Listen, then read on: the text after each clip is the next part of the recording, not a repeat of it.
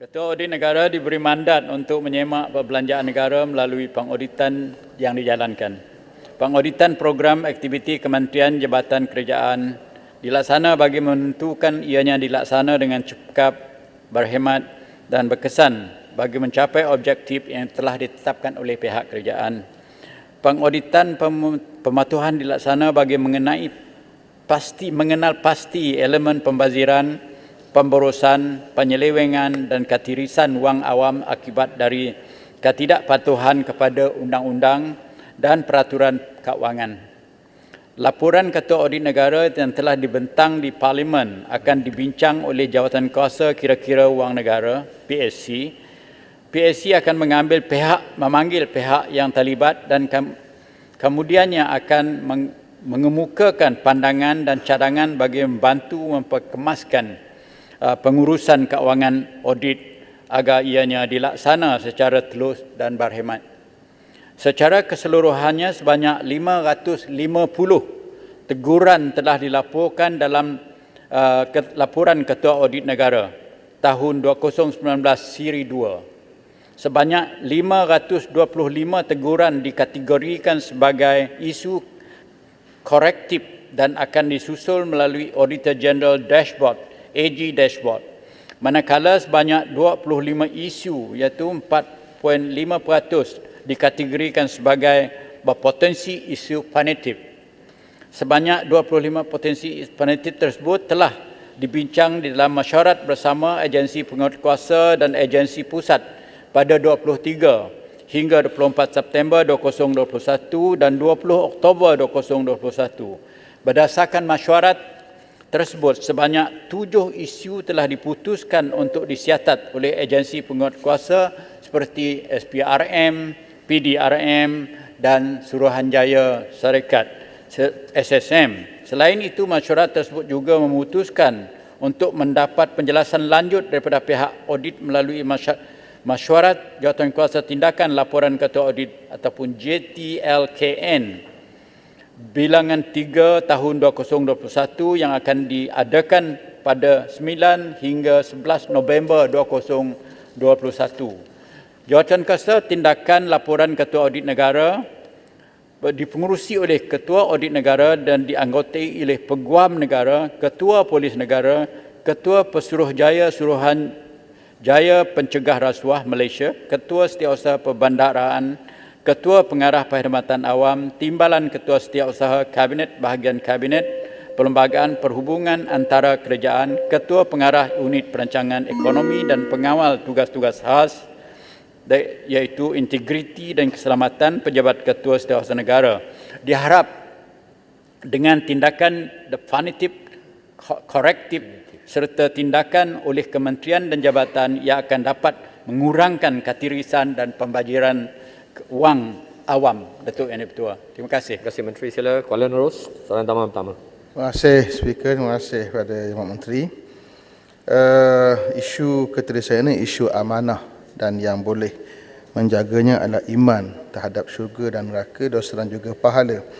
Dalam kementerian kita ada pegawai integriti. Sejauh mana pegawai integriti ini dapat kita manfaatkan sebaiknya untuk menangani isu ketirisan jangka masa panjang.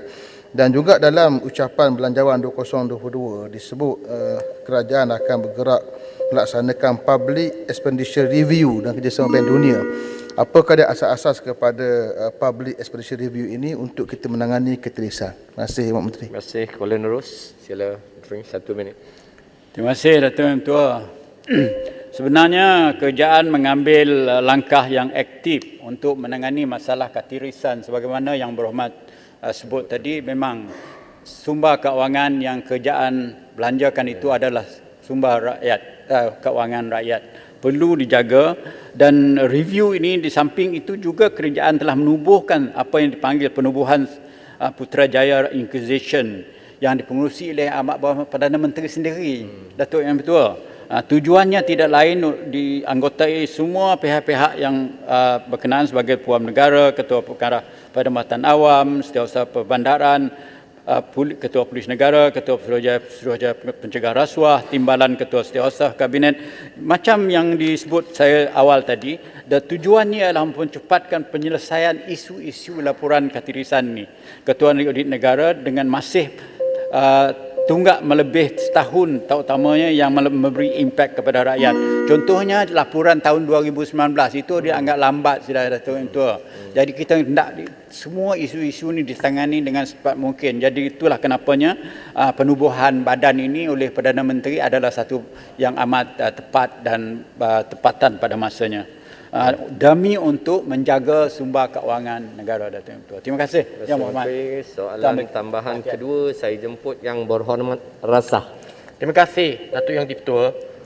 Saya meneliti jawapan yang diberikan oleh Yang Berhormat Menteri tadi ketika menjawab soalan daripada Yang Berhormat Kuala Nerus berkenaan dengan ketirisan dan juga bidang kuasa agensi seperti SPIM dan sebagainya.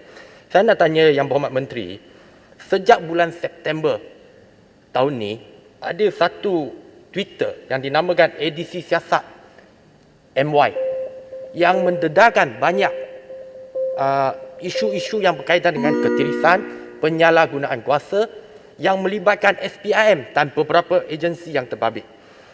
Saya percaya Yang Berhormat Menteri selaku Menteri yang jaga hak ehwal undang-undang sedia maklum berkenaan dengan maklumat yang disebutkan dalam Twitter dalam ni. Saya tak kata dia betul ataupun sebaliknya.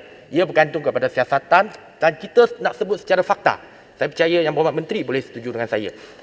Soalan saya, ringkas, apakah pendirian kerajaan terhadap pendedahan-pendedahan yang dilakukan oleh Twitter ini? Sebab dia melibatkan pegawai-pegawai tertinggi, termasuk orang nombor 1 dalam SPM. Saya bukan buat tuduhan, tapi cuma saya mohon pendirian kerajaan sama ada siasatan telah dijalankan dan sekiranya belum, apakah ia akan dijalankan dalam masa terdekat.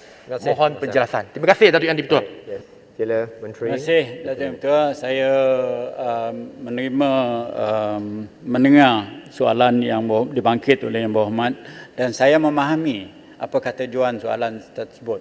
Dan saya memberi penegasan di sini bahawa tindakan kerajaan ialah untuk menyiasat siapa saja dan kita tidak kisah sama ada dia ketua jabatan ataupun pemimpin-pemimpin kerajaan yang tertinggi. Siasatan ini tentunya dibuat dengan sebaik mungkin dan kita tidak akan memilih kasih dalam sudut penyiasatan, Yang Berhormat. Sebenarnya kerajaan masih meneliti semuanya, tapi Datuk Yang Tua, tidak semua soalan-soalan penyelidikan ini ataupun siasatan ini boleh didedah kepada umum selagi penyiasatan itu belum siap dan lengkap. Terima kasih, Datuk Yang Tua.